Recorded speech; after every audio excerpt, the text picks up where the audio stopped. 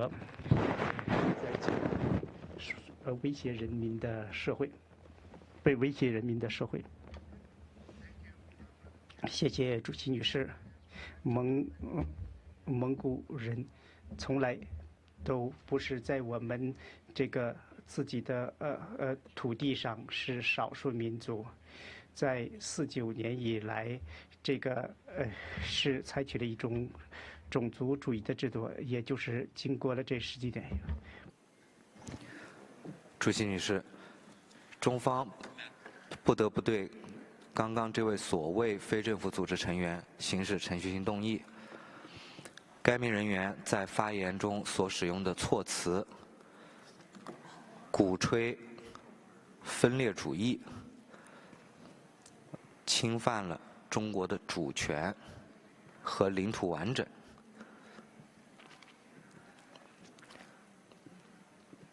严重违反了联合国宪章的宗旨和原则。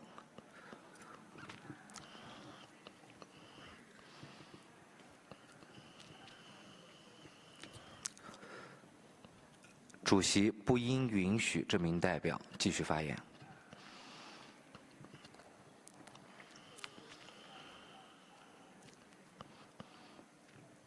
谢谢。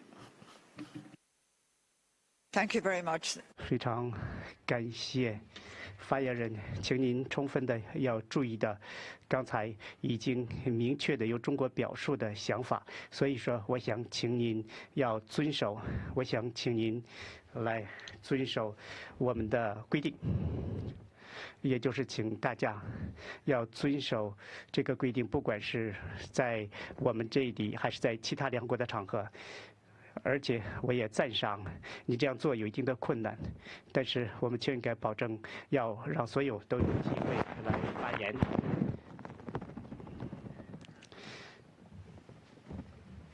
非常感谢我们伊朗也响应刚才中国的呼吁。非常遗憾的是，一些非政府组织他们不断的来。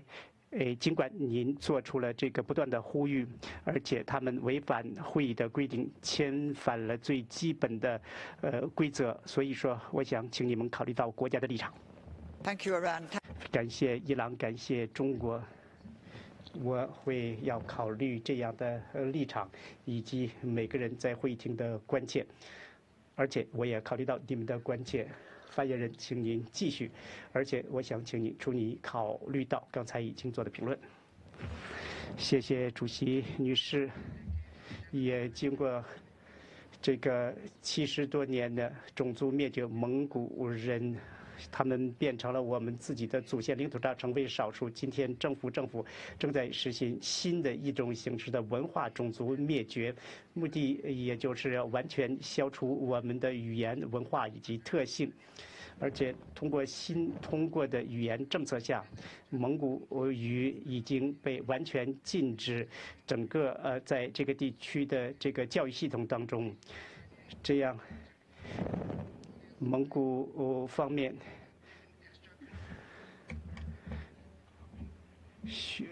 学校之外的这个学习蒙语也被禁止，而且要求我们讲中文。